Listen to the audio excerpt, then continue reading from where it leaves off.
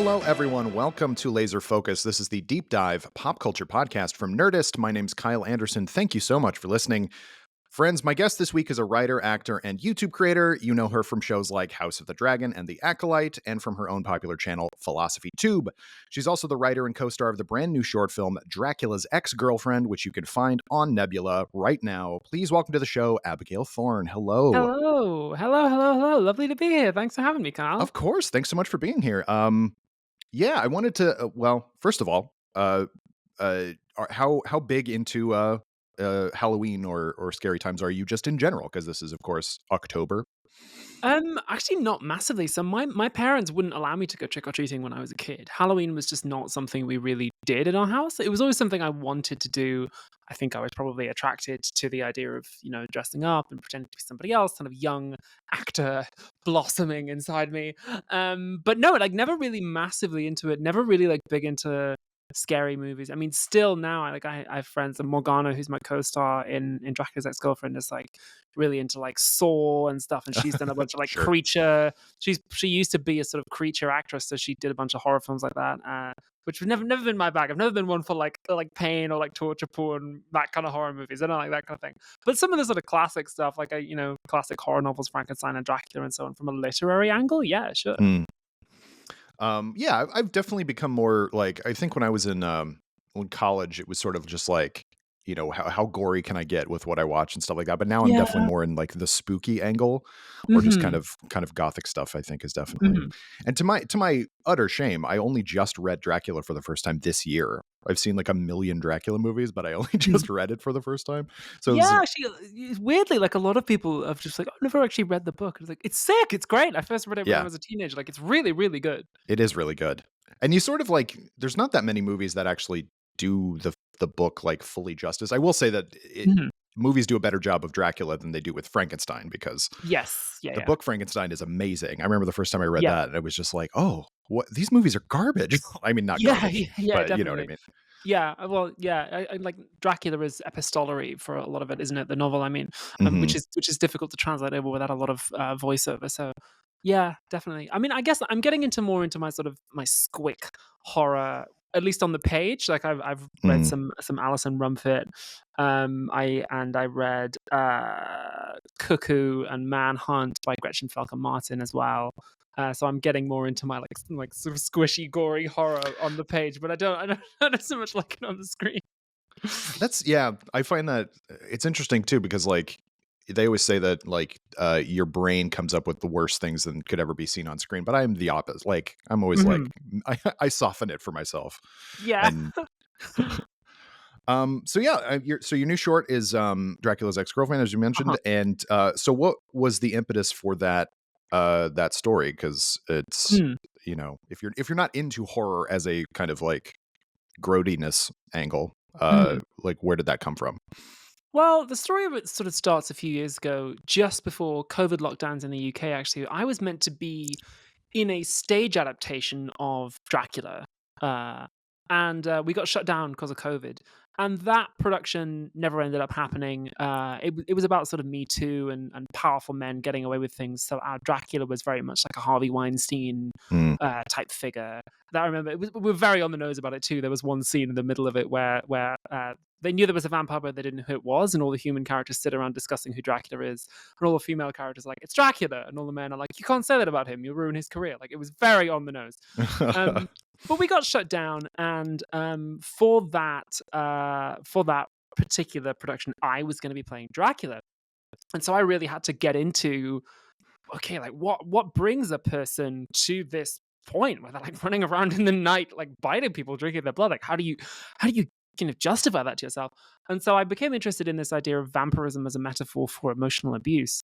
I'd also heard the myth. It turns out it's not true, that people who are abused are more likely to then go on and abuse others. And I was like, oh, that's kind of like vampirism. Like you've been bitten and then you sort of rise again and you feed on others. And so I constructed this backstory for Dracula about like a history of abuse and so on.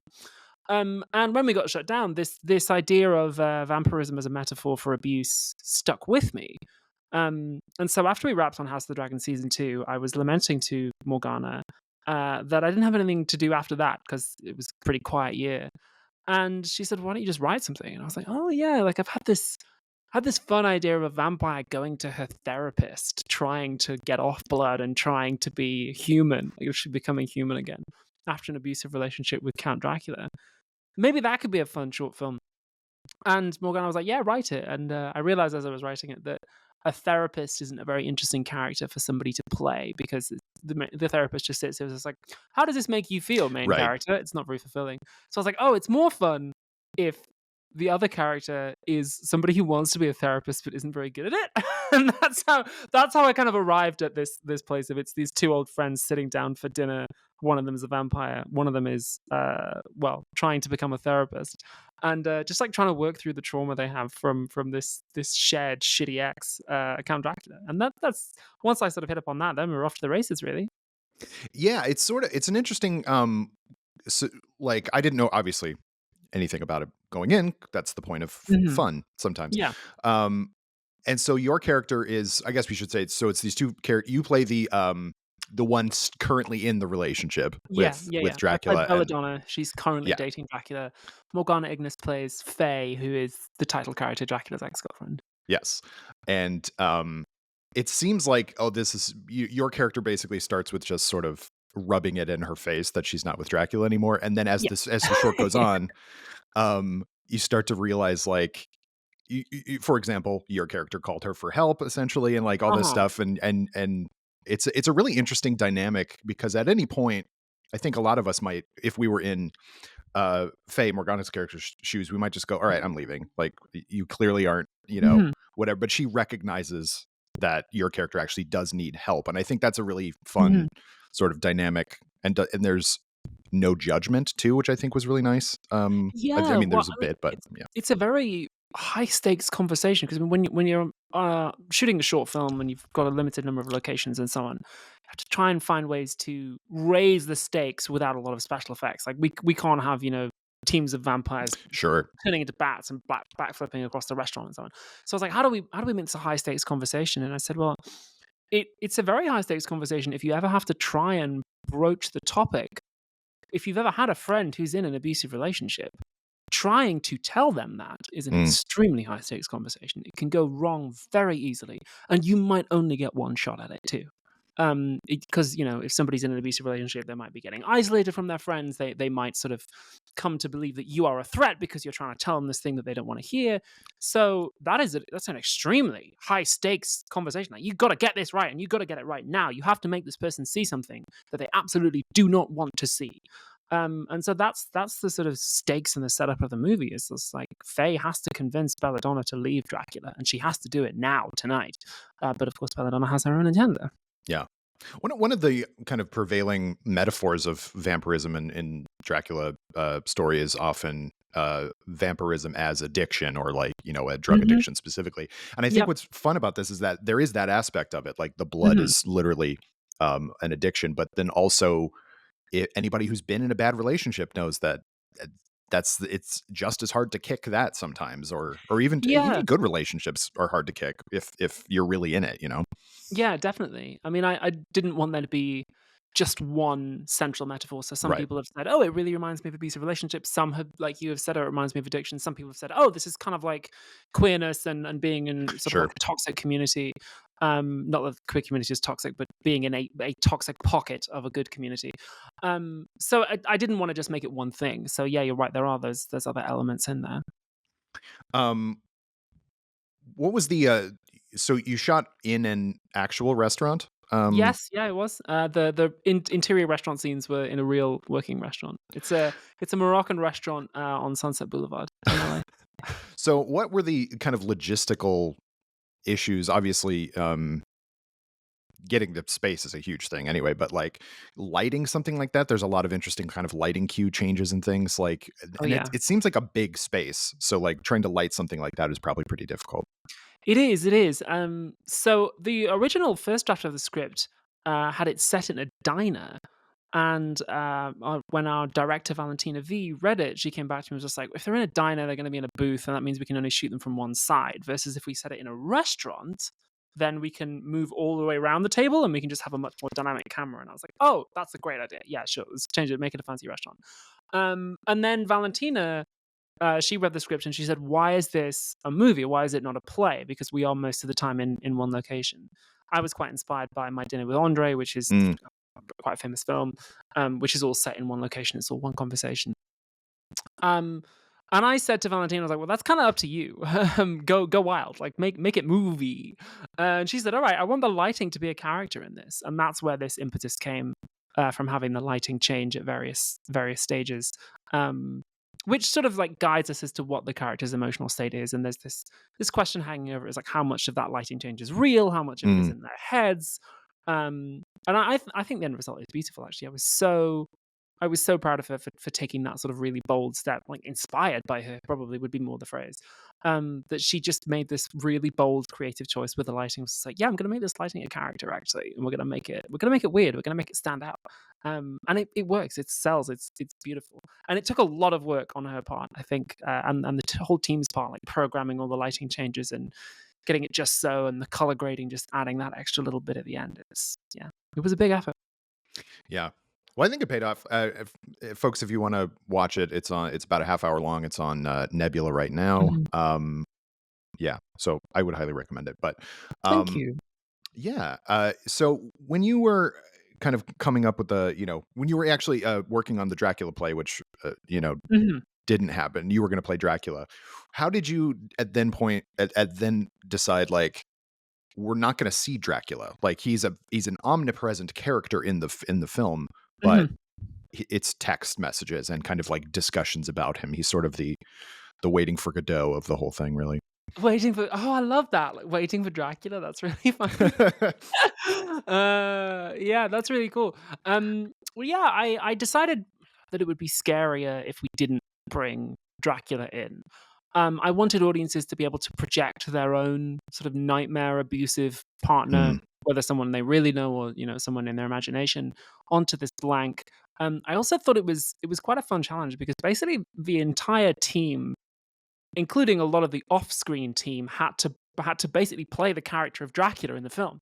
So one of the things we learn about him is that he chose Belladonna's clothes, and so our costume designer Brianna Quick tells us a lot about Dracula by what Belladonna is wearing. I think the brief we gave Brianna was, "Can you please design an outfit that looks as if a straight man bought this for his girlfriend but doesn't particularly love her or care about her comfort or practicality?" So like one of the things you notice is that Belladonna doesn't even have a jacket. Like she's just out here looking like that, and with yeah, her like ridiculous shoes, massive pleasers on, and her even down to her manicure. Like if you've got very sharp eyes, you may notice that Faye has a lesbian manicure, whereas Belladonna definitely does not. Like her nails are extremely impractical.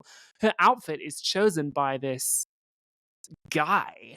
And also it's deliberately like a little bit young for her, which also tells us something about him. So we see Dracula in the impact that he's left on these women's lives. We also our sound designer Stephen Spies helped bring the character of Dracula to life through the soundtrack, which has a particular leitmotif that comes and goes when his presence is more felt. So basically, I decided it was going to be scarier. I thought that I originally toyed with the idea of bringing in Dracula at the very end, or maybe mm, even an after credits sequence, or like a sequel hook or something. And I thought it'd be a fun opportunity to get like a cameo sure, from a celebrity, like it's, I don't know, get like George Clooney turns up and it's Dracula or somebody, just whoever we can get. right, And then I was just like, you know what, that's gonna cheapen it for everyone who was imagining someone who doesn't look like that. And so I thought, no, it's fun. It's more fun if it's just a blank. Actually, it's scarier that way because you just see his text messages and you see even his handwriting like tells us something about him, and it makes it so much creepier if you actually can't see him. yeah. I did pause it at one point. We get a close up of Faye's phone with all of the messages from Dracula, and it's not good. Like, it's not So good stuff. those text messages, there's a key moment in the film where we see a whole bunch of text messages written by Dracula listeners. Those text messages, I had to write those and send them to Morgana. I felt so bad. So I also, as the writer, had to sort of play Dracula a little Right. bit through the messages that he sends. But yeah, they are just the most vile and disgusting things. So, in order to give Abigail like the satisfaction of having to have written that, please, anybody who watches it, please pause it at that moment so you can at Y- least see like what yeah, a yeah, yeah. nightmare monster Worth going Dracula is. frame by frame to learn something about Dracula. Yeah, Or as we call him in the film, Didi. Didi. That's Vladimir. That's his. Yeah, short for That's waiting for Vladimir. Godot. Sounds a bit like Daddy.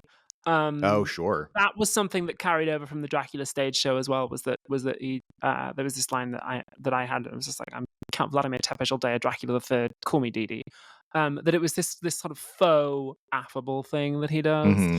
And also Belladonna has Didi tattooed on her neck, Right. which was a deliberate reference to Andrew Tate, who got some of his alleged victims to tattoo his name on them. So yeah. Well, that's very dark, and we will move Yeah. on Yeah, quickly. yeah. No, just another like nice little again, you're learning about Didi from the Yeah, no, costumes and from it's everything else, completely, you know? yeah. So, and that's an interesting thing too, because like obviously Dracula, it's not just a vampire, it's Dracula. And like Dracula is one of, if not the most well-known horror icons ever. And so it's especially like when you were getting ready to play the character, like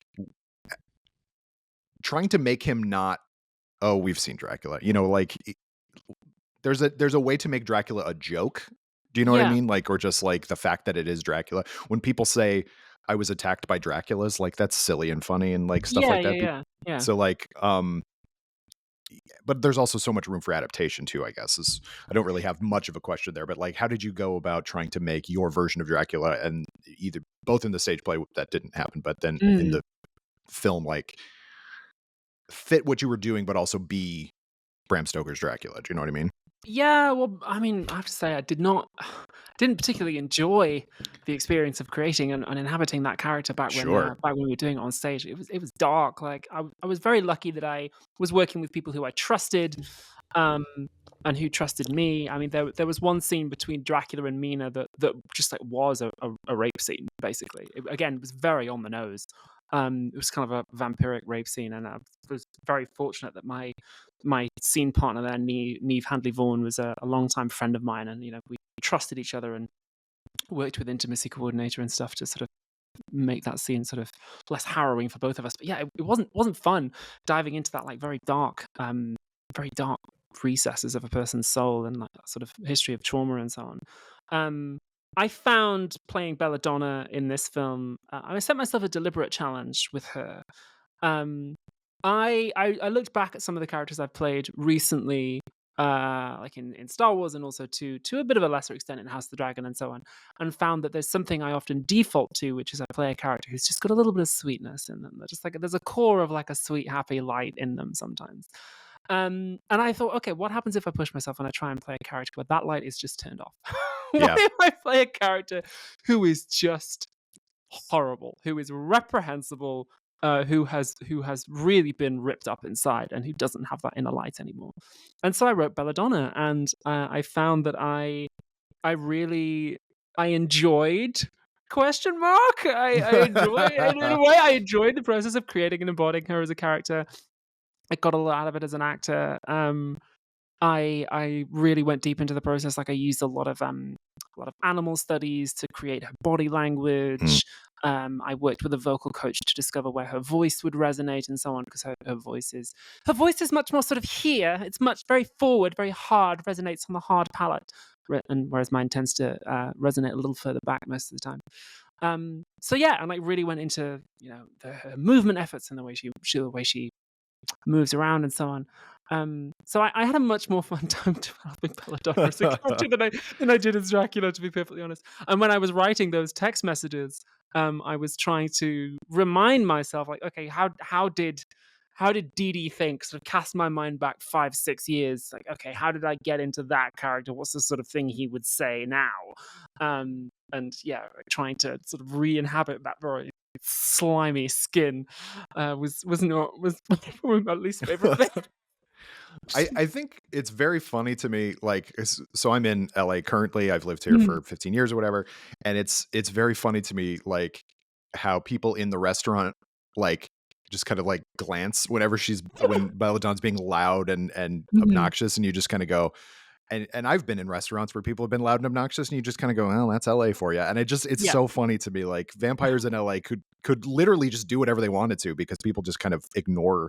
It's not like the Midwest or something like that where people are constantly like, "You're being very loud and abrasive," but like I'm I've so been in glad that that came restaurant, you know. across because there's never an explicit line where we learn vampires hide and the public doesn't know about them. Right. But we have to sort of read that from the reactions of the other restaurant patrons and from Faye's reaction when Belladonna's being very loud. I think Faye has one line where she's like, "It's not good to broadcast it," and Right. which is just sort of steamrolled. That could mean a number of things really. But yeah, I'm so glad you picked up on that.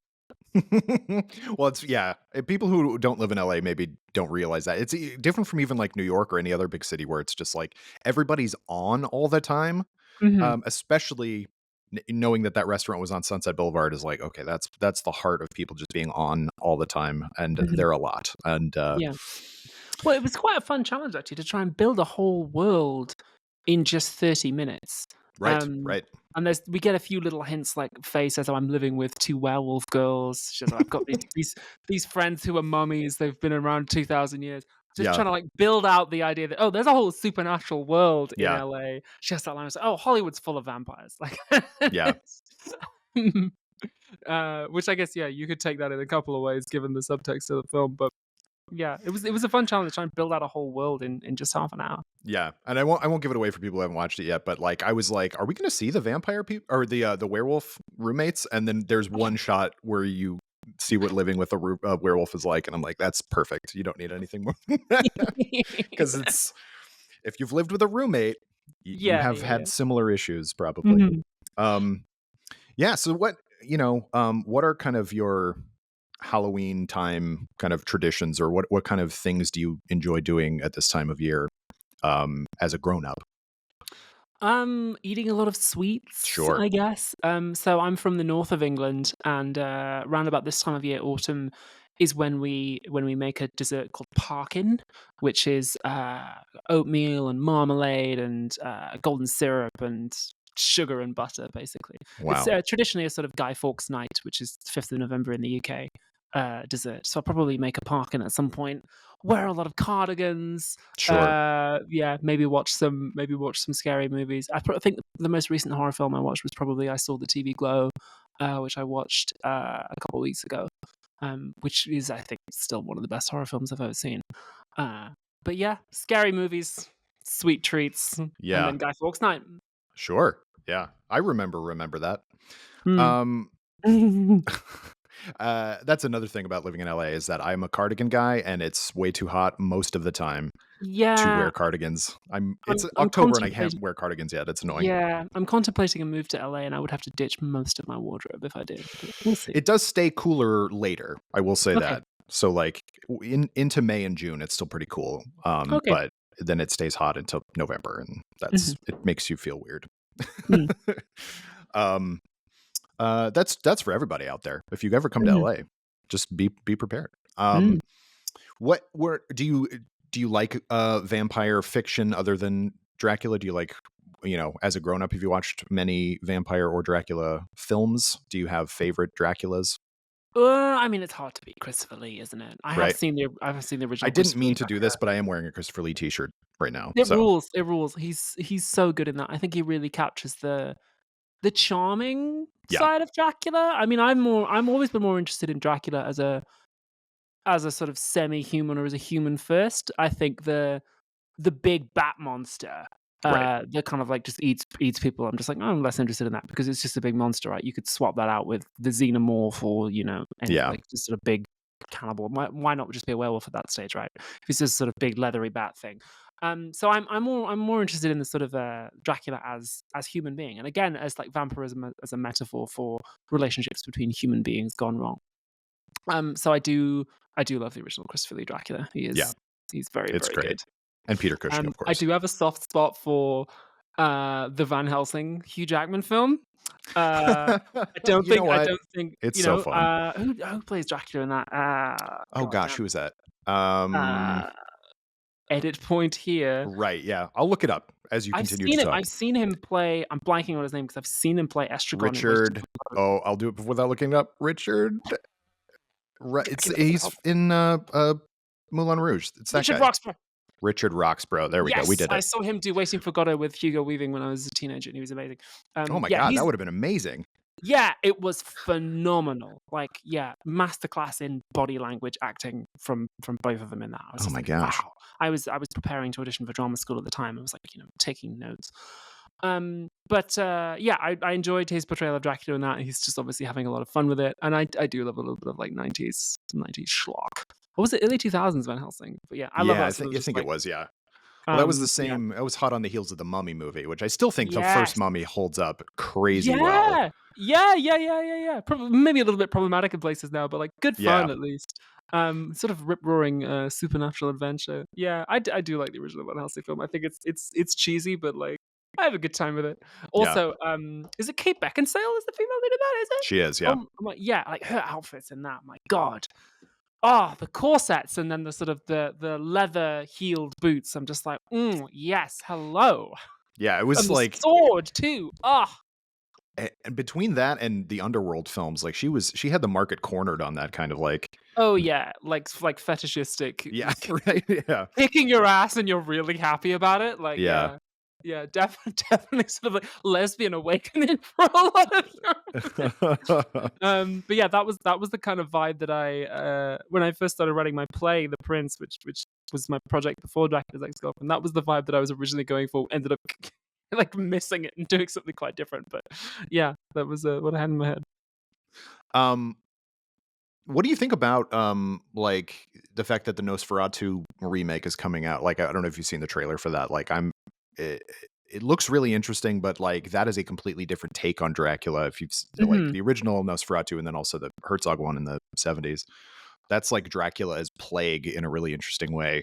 Um, Ooh, fun. uh, like along, and it sort of takes what happens in the book, but like he comes to it's Munich, I think, in those movies because it's Germany, Mhm, but with a ship full of plague rats, and they just mhm, destroy, like as he's kind of feeding on people, it sort of just destroys the city and stuff like that. mhm. So I'm not sure exactly if that's what they're going to do with the new movie, Yeah. but It's it Robert seems Eggers, isn't it? it's Robert Eggers. Yeah. Yeah, so I quite like Robert Eggers as a director. He's on my list of people I'd love to work with. I saw The Northman, and it is beautiful. I mean, I have some curiosities about it, as Mm. we used to say in drama school. Um, but It's a nicer way to say it. Sure. yeah, you would say, well, I'm curious about this, which is sort of like why is it this and not something else? Yeah. But I have some curiosities about it. But it is beautiful to look at. Also, it I don't know whether this is true or not, but it looks as if everyone involved in making the Northman must have had a miserable time because they're always like cold and wet and Yeah. filthy, and he does all this stuff with like the proper lighting and so on, like the obsessive level of detail, which I really respect. I respect filmmakers who put in a phenomenal amount of effort just because they can, and Yeah. that is the kind of film that I would love to be in, is like getting out there in the mud and in the filth and really doing it for real. I mean, like we did in House of the Dragon, Right. doing that mud Yeah. run It's like for you're real. fairly Getting dirty in that scene. yeah, getting cold and wet and filthy and just like really, Yeah. really doing it, because then you go and you have your nice trailer and you have a nice shower, right? Yeah. Or you have your sort of hot chocolate to keep you going. So yeah, I'd be interested to see what Eggers does with that. I think visually the stuff he makes is Yeah. stunning. I'm not entirely sure the kind of central metaphor of something like Northman lands for me. I respect what he was trying to do with it, so I'd be interested to see sort of Dracula as plague. For my mind, the best kind of like plague thing is still Albert Camus' The Plague, Right. which I saw at the Almeida Theatre in London a few years ago, and it still stayed with me. But yeah, be interested to see that. Might well check it out. Yeah. What I love about Eggers is, like you said, that like the attention to detail and also like the period accuracy of stuff. Like I Yes. have no doubt that everything in the Northman is like completely the way it was, at least as far as we know. Yeah. Um, And I think and they actually had to tone it down a bit because it was originally in non-English and they had to ADR it, right? yeah, I think Again, so. I respect that. I respect that it was just like, we're going to put in a phenomenal amount of effort just because we can. I'm just like, Yeah. yeah, cool. It appeals to my kind of maximalist sentiment. If I'm going to do something, I do it 100%. Do you think Dracula as a character, have kind of reached into the darkness of it, but like Christopher Lee is very charming, and there is something like inherently sexy about a lot of the like portrayals of Dracula. Do you Mhm, vibe with that, mhm. or do you kind of think like, no, he's a monster, like with that kind of thing? Yeah, well, I mean, there's lots of different definitions of sexy, I suppose. So I guess that's true. Yeah. when I played Dracula, I was told, a certain amount of sex appeal to it. Um, there was like a charm and a confidence to the character. Um, and I suppose I had in my head when I was playing Belladonna a very clear image of which actor I would want to play Dracula. I'll tell you off mic. Please, yeah, Not somebody who would traditionally be thought of as sexy, but an actor who I've worked with in the past, who can be very charming and very funny, but then can also turn on an incredible darkness. right. Because if we ever went on to develop Dracula's ex-girlfriend into something else, like a series or something, I wanted people to be like, this guy, really? It's like I didn't want there to be any sort of big build up, like he looms up out of the shadows. I just wanted him to like walk into the shot at some point. Mhm. And I would be like, this is the guy. Really? Like, well, this is the guy that everyone's afraid of and has so much like control. Like, really, he seems almost pathetic. And then he turns on that darkness, and you're like, oh, whoa, okay, yeah, all right, I see how he does it now. So yeah, I wanted it to be somebody who is almost a little bit pathetic, Yeah. almost a little bit like I don't get how this guy does this, because the abusive people I've met in real life are sometimes just like, how do they Yeah. fucking, I mean, look at somebody like Harvey Weinstein. It's like, this guy's not, he's not at all like attractive really or sexy, but then that's because he's not he's not attracting people, he's imposing himself on them, Right. right? That was the kind of Dracula that we wanted to create for Dracula's ex-girlfriend, or Um. imply that we created Right. somewhere just off screen lurking. Yeah. Um.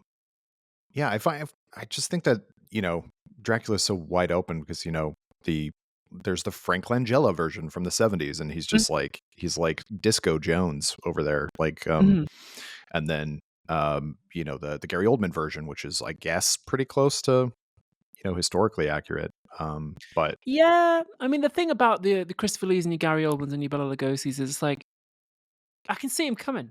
I'm like, yeah, that's yeah, yeah, Dracula, that is. He's evil. He's evil, that guy. yeah, I know yeah, that guy's evil. Look at him. Like, yeah, whereas, if he's there with the big bat wings and the fangs, and be like, I think I'll probably leave. Actually, I think I'll stay somewhere else. I'm not yeah. gonna stay in your castle.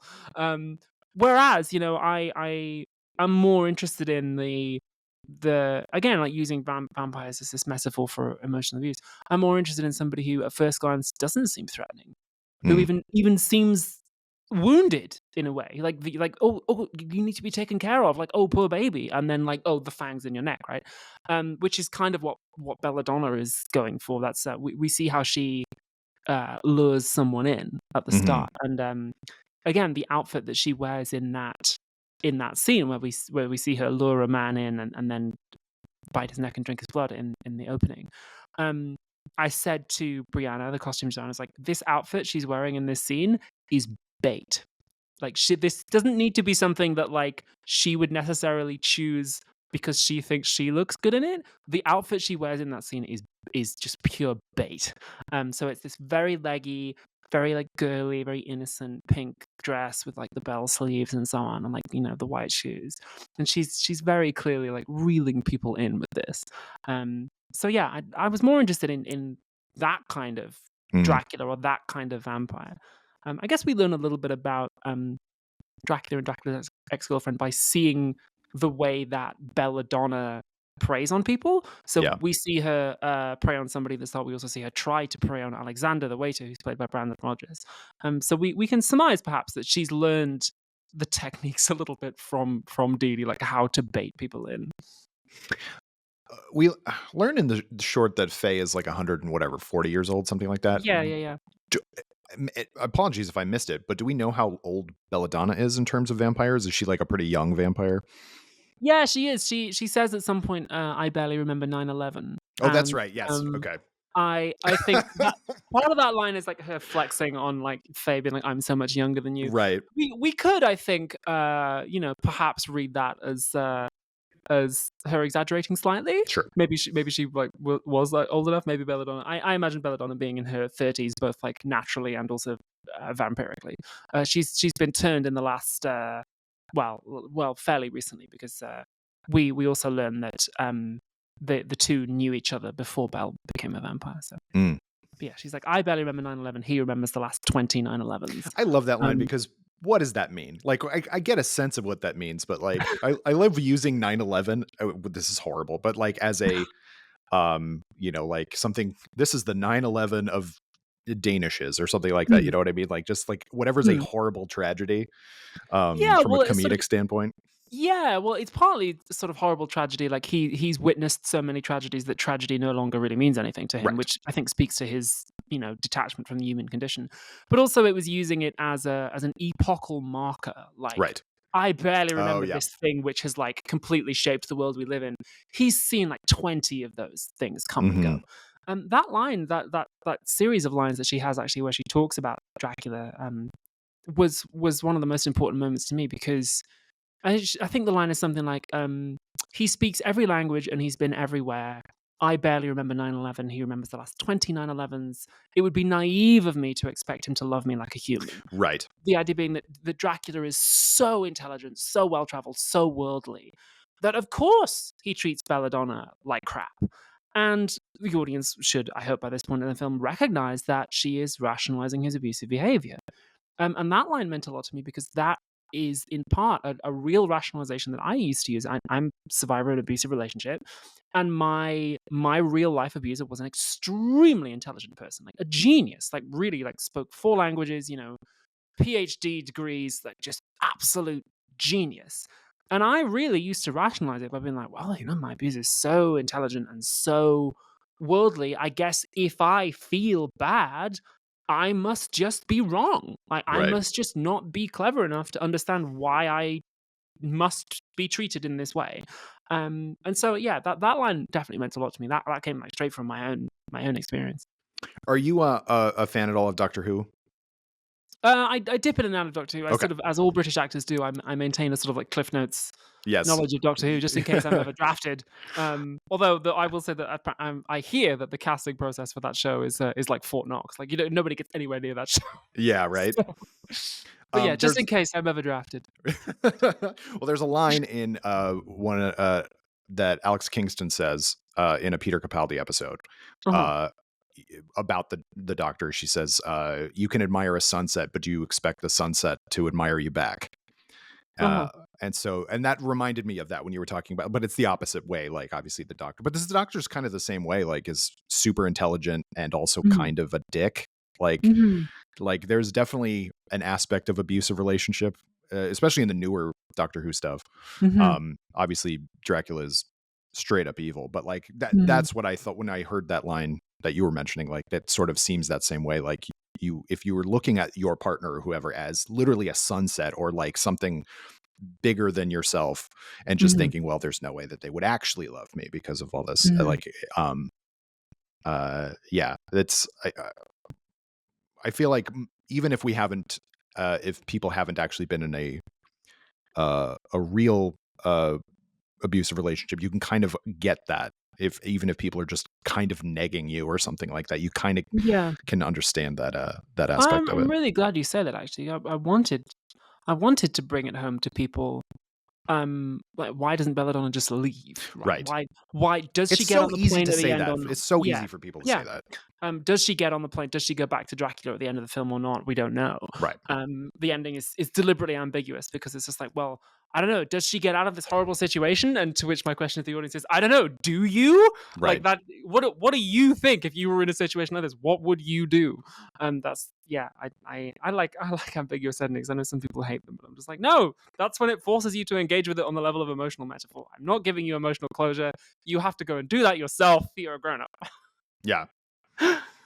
Well, yeah, because then it's also like, kind of, if one evening talking to her friend is enough, like on the one hand, you go like, well, then what's, it can't have been Right? that bad kind of thing. Yeah. Um, but then on the other hand, like people want to see, you know, good things happen to characters and everything Mhm. like that. So Mhm. I that completely rang true for me. Like, and like, I don't want to, tell you what my read on it is, but like, I'm like, there's absolutely no way she doesn't get on that plane. Like, Oh, you think? Oh, that's fun. well, yeah, So like that was my read on it. And like, that's maybe cool. if I So I watched it I again, I guess wouldn't think like that. The film is also designed quite cunningly to be a sort of like episode 0 of a series, just Sure. in case anyone ever comes to me and is just like, "Would you ever do Dracula's Go from the series?" I'd be like, "Yes, I would. Here's the plan." Episode And here's a episode Bible I 1, wrote. Yeah. yeah, here's the show Bible. Yeah, literally have one. It would start with Belladonna rocking up at Faye's apartment, being like, "I'm moving in with you," and like that's how we would. Perfect. Amazing. And then we'd be like supernatural girly hijinks in LA. Yeah, that's how that would go. And then there could be like a support group of ex-girlfriends. You Exactly. probably wrote all this stuff down, but that was what I was Mhm. thinking. I was like, that'd be fun. Wink, wink, wink. Yeah. What other, what are you mentioned I saw the TV Glow, which is a fascinating movie. What do you think about like the current spate of horror as like so much, I won't say so much more artful, but like stuff like that is, I don't think would have been made, at least not on the level that it's being made over the past few years. Mm. Like as a creator, like, does that kind of give you hope for like, I could, there's the world is wide open. It doesn't have to fit into like, I have to make a slasher movie, or you know what I mean? Yeah, yeah. I was quite struck the other day by something that the director of I Saw the TV Glow, writer and director, Jane Schoenbrunn said. They said horror is the only genre where women are allowed to behave badly. And I was just like, oh my Oh, god, wow. that's so true. I think the actual Yeah. tweet was something like 90% of horror pitches are just what if there was a woman who behaved badly? And I'm Right. just like, but damn, I kind of like that actually. The thing that I'm writing at the moment is that I'm like writing a sort of super horror at the moment. Superhero horror thing. Fun. Yeah, we'll see whether that goes anywhere. But yeah, I was quite struck by that. I really enjoyed it. I mean, I think I Saw the TV Glow also occupies quite a special place as being one of the only, maybe like the only mainstream trans film that I can name off the top of my head. I realized just earlier on, just before we hopped on the call, I watched The People's Joker, Mm. which is Vera Drew's movie, and I realized that I Saw the TV Glow, The People's Joker, and my play, The Prince, the film of which is also on Nebula, kind of comprise a trio of a very, very niche genre, which is films about being a closeted trans woman that are also love letters to the media we enjoyed as children. So I Saw the TV Glow. It's a film about being a closeted trans person that is also a love letter to like 90s TV like Buffy, and like People's Joker is a love letter to comic books and comic book movies. And then the Prince, the Prince is about a bunch of characters in a Shakespeare multiverse who are trapped and begin to realize that they're trapped in the world of Shakespeare and try to break out. So I wrote a lot of it in original Shakespearean verse. So you have characters like speaking in these and thats, and then suddenly dropping out and be like, "What the fuck did I just say?" So I realized that I had like without realizing this was a forming subgenre, had written something that like fits into that very narrow little trio. So I'm excited for I Saw the TV Glow as a sort of as a leap forward in trans cinema and trans art, which is very, very exciting. Whether there's going to be any more of that, I think probably depends a great deal on the results of your election. Being completely frank, Yep. I've been sent a lot of pilots and sort of drafts of scripts for projects over the last few months, which like in particular people want me to be attached to stuff, which is great. I'm attached to play the lead in my absolute dream project. I can't say what it is, but I think the winner of your election in November is going to determine a great deal of whether there's going to be a sort of queer art renaissance, and whether this flower is going to keep blooming, or whether it's going to be untimely scythed. So we shall see. Or if it's all going to move to another country, maybe. Yeah, I mean, I'm looking around Yeah. at England, and I'm like, I don't really think the soil is right here for a trans artistic renaissance to bloom, at least not on any kind of mainstream scale. Yes, I remember the Times, the London Sunday Times review of I Saw the TV Glow, which said, "It may also contain some themes of transsexuality." And I was like, It may. great, thanks. It may also contain some themes of this. Yeah. There's someone could say like, "This may contain shards of glass in your pie," like Right. something. So yeah, maybe not England, but we shall see. Yeah.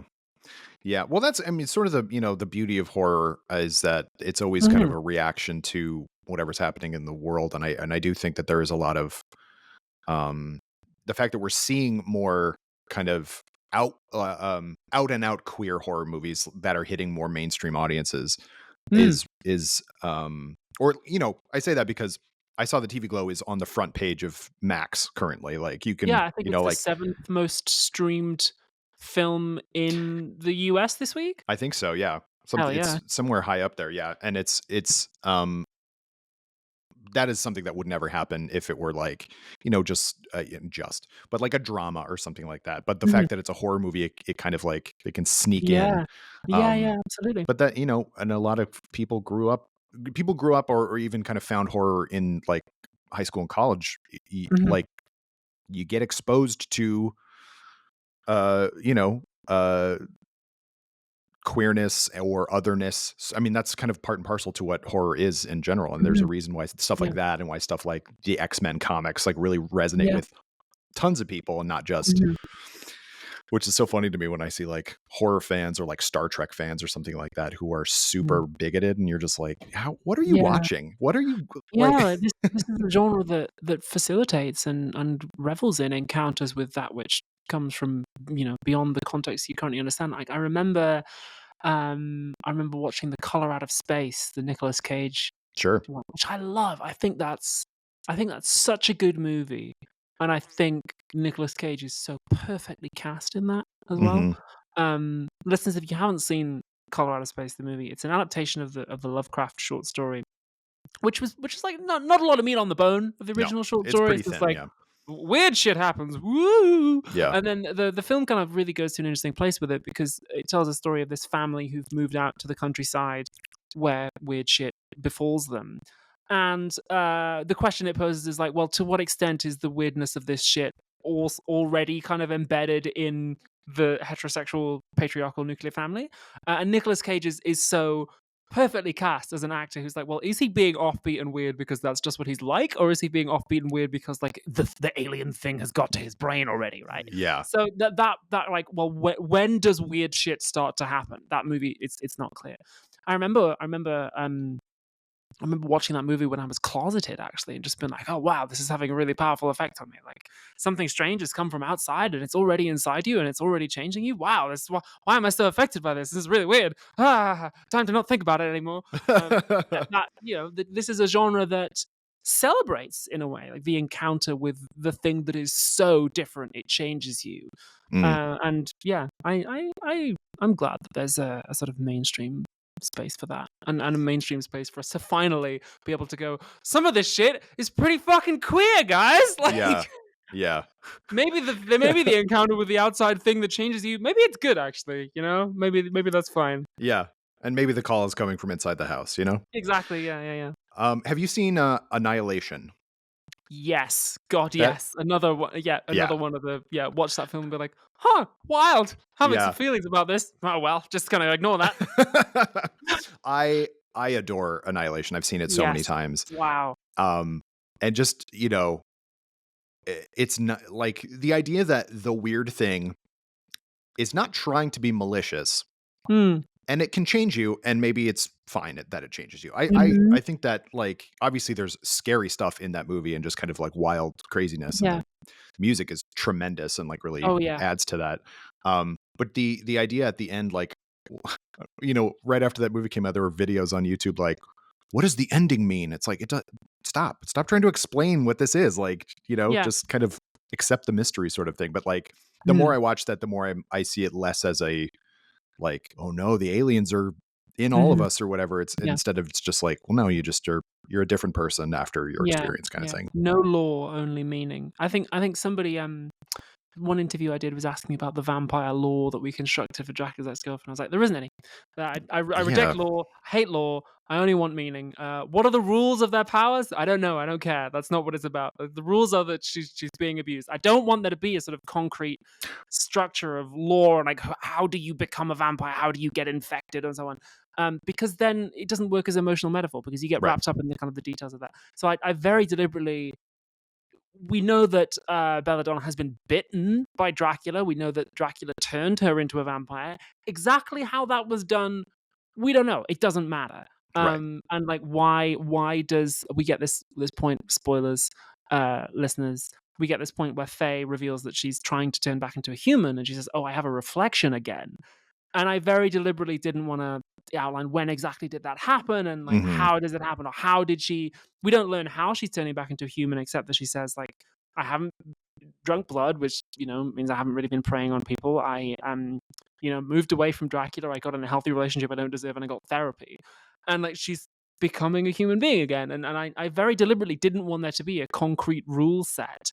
I also didn't want to imply that the process that helped Faye would also help Belladonna, because it might not be the same. Right. And again, like, plot of the series, if I ever get to make it, would be Faye trying to do all the things that worked for her and it not working.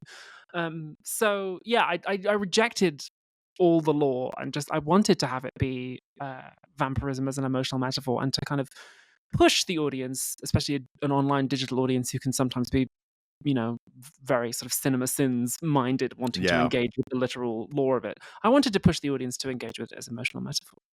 Well, I mean, I don't want to just sit here and compliment you, but No. I think it works really well in that Thank sense. And I you. was also just like, I get very, as a person who kind of has to cover, people who listen to the show and watch our stuff, is like we have to kind of nitpick Marvel movies and stuff like that. And it's like, Mm. I get that there's a place for that, but like sometimes I just want to enjoy Yeah, not knowing something. I don't think yeah. everything needs to be explained, and that's another reason horror movies like really kind of speak to me, because it's just Mm, like Lovecraft is a great example. It's like mhm. I don't Yeah, know, and it was yeah. only after him that like some of his like August Derleth or whatever started like explaining all of the mythos and stuff. It's like, don't do Mhm. that. You're really Yeah. ruining it that way. But Yeah, I think there is a place for that kind of thing. I think part of the sure, fun of sometimes of a comic book movie is going, "Oh, that's that little detail that right, I right, know that I can share with you," right. and like I can, share that with someone and bring them into it. There can definitely be a place for that. Yeah, yeah, Just yeah. with this particular film, that wasn't the kind of art I wanted No, to make this time.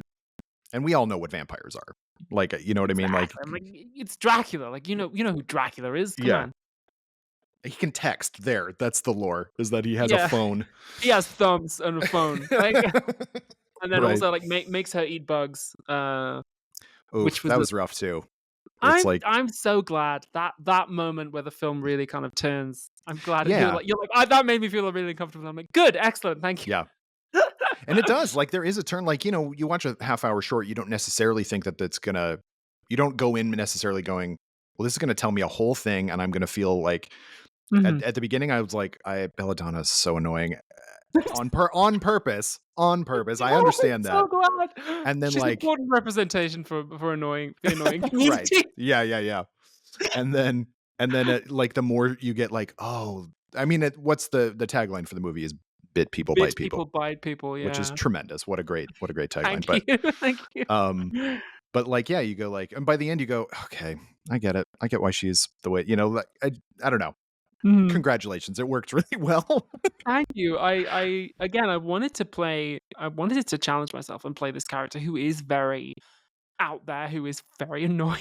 Right. But to play her without judgment, because when you're an actor, you can't say, "I'm going to play someone who is annoying," Correct. Yeah. or "I'm going to play someone who is evil." You have to sort of find the way they internally justify themselves, and so the more of a monster they are, the more of a challenge that is. And in particular, to find the things that they refuse to see, that they kind of know are there but choose to ignore. Those are the parts of a character that I find most interesting, and parts of people I find most interesting. So I wanted her to be this slightly irritating, very hypersexual. Mm, She's using sexuality to deal with her trauma in a big way. Um, that was something that a few people had quite strong responses to. I've been looking at a little bit of the audience feedback so far. Some people really like, or perhaps didn't seem to understand that's what she was doing. mhm. Some people are like, oh, why is she so like sexually forward and sexually aggressive? Like it seems like weird, like nobody's really like this, and it's just like some people are really like this, Yeah. and they are inauthentically like that because they are using that to cope with some deep pain that they are avoiding, and that's what I was trying to go for. And then some people like really got it and were like, "Oh yeah, I spotted quite early on that the reason she's so like booby and sexy and like talking about dicks and stuff is because she's like trying to put on this Yeah. like Harley Quinn front to everything she does." It's also a way to make yourself seem older too, you know what I mean? Like, see, or more worldly, I guess. Yes, Like, absolutely. yeah. Yeah. Yeah, well, Abigail, thank you so much for being on the show. My Like, pleasure. Thank you so much for having me. what a lovely chat. Mm. Yes, if you want to watch Dracula's Ex-Girlfriend, and I think you ought to, that's on Nebula exclusively, which you can get at nebula.tv. Sign up for a very reasonably priced is what I'm trying to say. It's like $3 a Subscription. month, I think. Yeah, it's Yeah. and you get lots of good stuff from all your favorite creators. Do you have anything else you'd like to plug? The Prince, which is also on Nebula, you get a Sure. 2 for 1. And Philosophy Tube. If you liked me talking about movies, I have a podcast called Kill James Bond, where me and my 2 best friends talk about movies. And you can also catch me in House of the Dragon Season 2. Hopefully more. I haven't been sent a contract yet, but we'll see. Yeah. But yeah, House of the Dragon. If you've ever heard of that, it's by the numbers, I think the biggest TV show in the world. Yeah, ever heard of it, everyone? It's really funny actually, because sometimes people recognize me and they're like, "But who did you play?" Because I have this big long wig on in it. And Yeah. then I was at a wedding a while ago, and some people were talking about House of the Dragon, how they're big fans. I was like, "Oh, I'm in that." And they're like, "Oh, really? Like, oh, we've seen every episode. Like, who did you play?" And I just go, "I want you to fuck my wives." And they're like, "Oh my god, you played that character!" I'm like, "Yes, I'm the queen of the pirates." Yeah. So yeah, fun times. Yeah, that's such a yeah. I hope you get to come back because that was such a fun character, Yeah, especially me too. opposite. I always forget which Lannister it is. Thailand. Yeah. Yeah, Such a Jefferson funny Hall, yeah. dynamic. He's Yeah, so he- not sure he's what to so make of good. you. It's so funny. Yeah, Jefferson is really fun. Yeah, so how do I end the show? Yes, so thank you very much for listening. Thank you, Abigail Thorn, for joining me. I've been Kyle Anderson. Join me again next week on Laser Focused when my guest will be a different person. Bye-bye. Bye. Laser Focus is a production of Nerdist Industries and Legendary Digital Networks. It was produced, edited, and hosted by me, Kyle Anderson. For more, visit nerdist.com.